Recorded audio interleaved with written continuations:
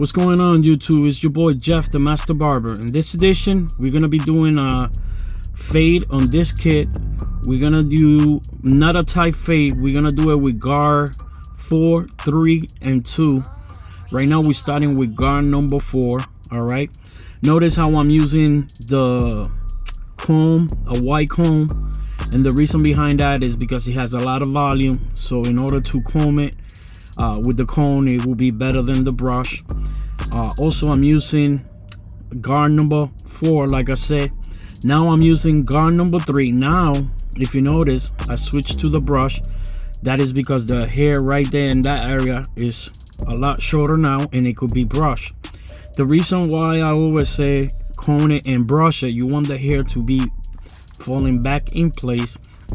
Not only that, but like usually when you cut the hair, usually the hair it gets cut, sometimes end up sticking to the scalp again, and sometimes you keep passing the guard and the clipper thinking that it's still hair, but it's not. It's just you need to brush it out so that way you can work with a clean space. As you notice, I'm still passing the guard number 3. It's in the midsection. Normally, the bigger the guard, the bigger the C motion. Later on, I will explain what I mean by the C motion. Now we're going with the guard number 2. Also, I'm using the Instinct, the metal edition, and I like these guards because they're magnetic. Not only they're magnetic, but I like the white. They're white, so when you pass it with a darker color, you can see the contrast of what you're trying to cut. So for example, right now, again, we're going into the back. So I like to divide my section. I start with the right. Now we in the back, and we're using guard number 4, level close on the clipper. And notice I'm using again the comb, the white comb, in order to comb the hair. And like I said, the white combs help me to see a lot better what I'm cutting. Right now we switched the guard. We're going with the guard number 3, level close. And sometimes I still use the comb, but the more that I go lower, then I switch it to the brush. Now we're gonna attack the number 2 in that area right there, as you can see.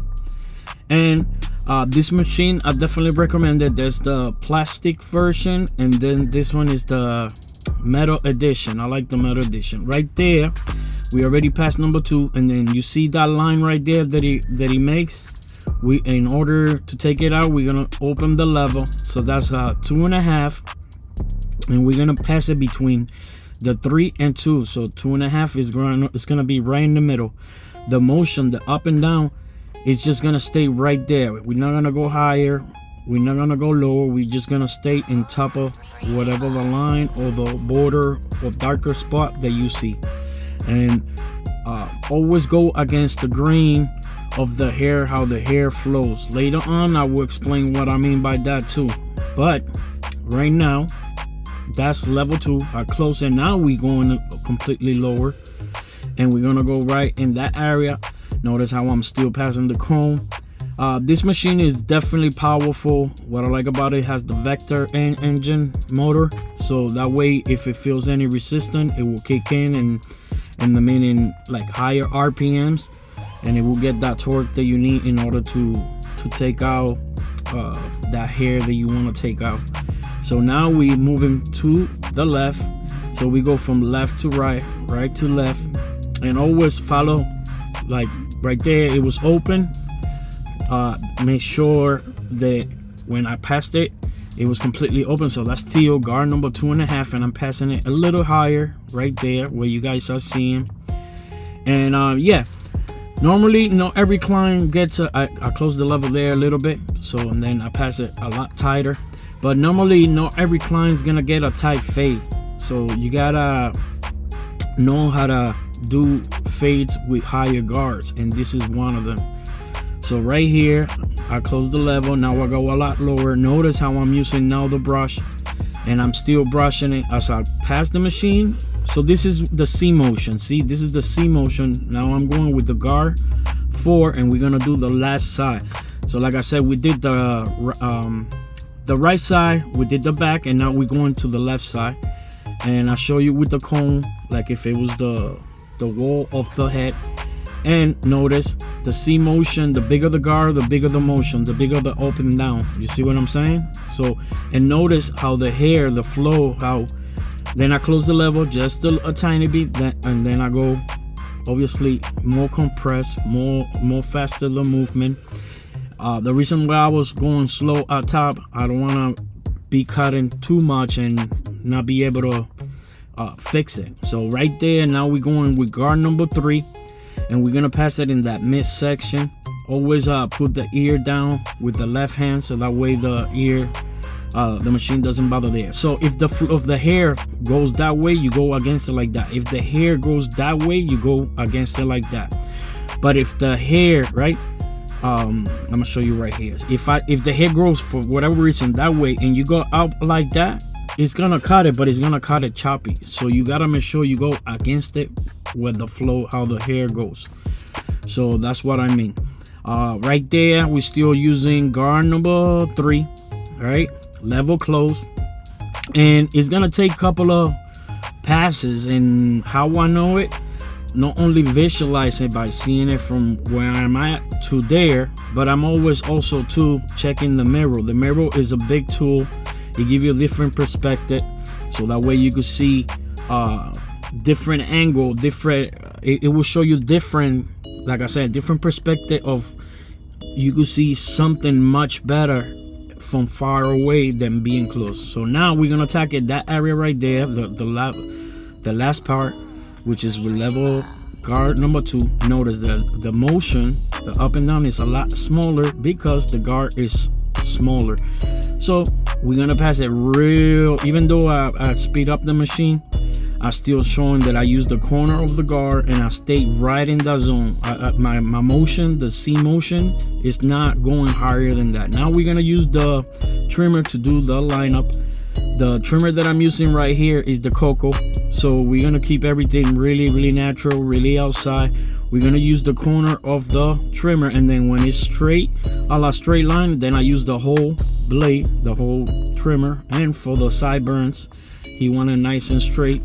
To do the arch behind the ear, always use the corner, the right or the left of the trimmer, and then once you reach to the back, that straight line, then you could go straight. You start from the middle, usually make them put the head down, so that way it could show you how much accurate and more straight you can make the line. And that's what I did. Then we're gonna right now detail a little bit more. We're still using guard number 2, level close, and I'm still using the brush. At this point, I'm cleaning that area that I'm showing because I still see some dark spot. And the reason how I see it is because I was watching the mirror, and like I said, the mirror is a big tool.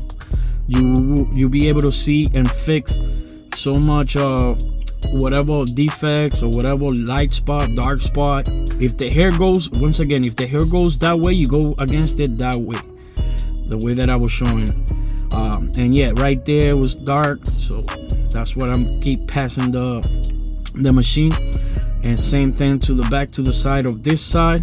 And now we're gonna cut the top. We're gonna use the shears, and you're gonna notice that I cut and I grab and pinch the hair, and then you're gonna be able to see everything, what is cut and what is not cut. And then I cone it again, and then I repeat the cycle, and then what is cut is gonna show in the bottom, and in the top what is not cut. So then I keep going that way. Once I do that, right, that I do like 2 sections, then I do comb, shears over comb. And notice the shears had big teeth, and the big teeth is for like big volume. And what I do with this wide comb, like I said earlier, it give me the better the contrast.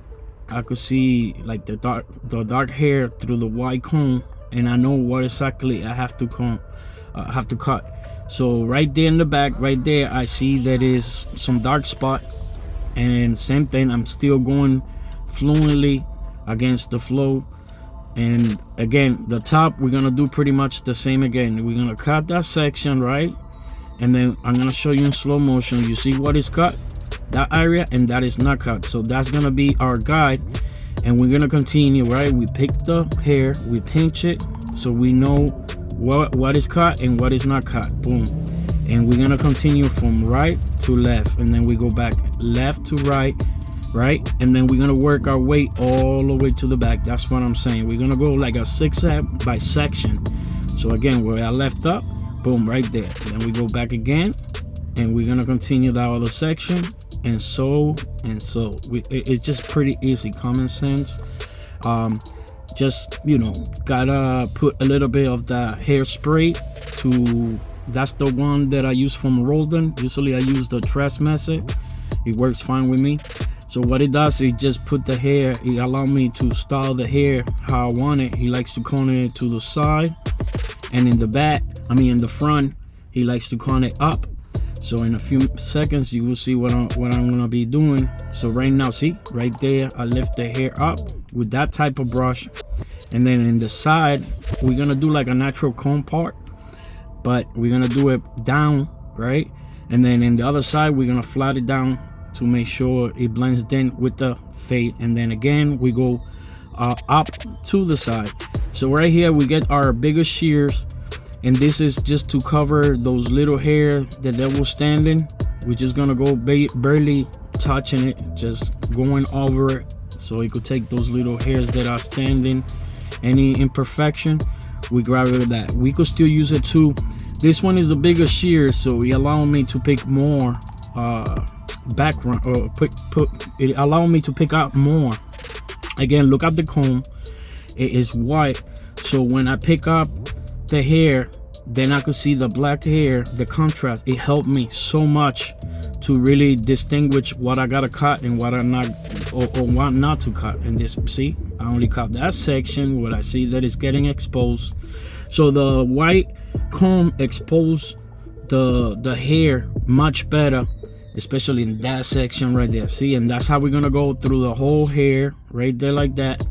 And that's what the meaning of the comb right there. We just already finished putting the shaving cream into the lineup, and we're gonna basically, how we're doing right now, we put in using our razor holder by Philharmonica, and the blade that I'm using is the Dorco, and basically stretch the skin, right, and use the comb in case if you have to wipe up. See how I wipe up everything.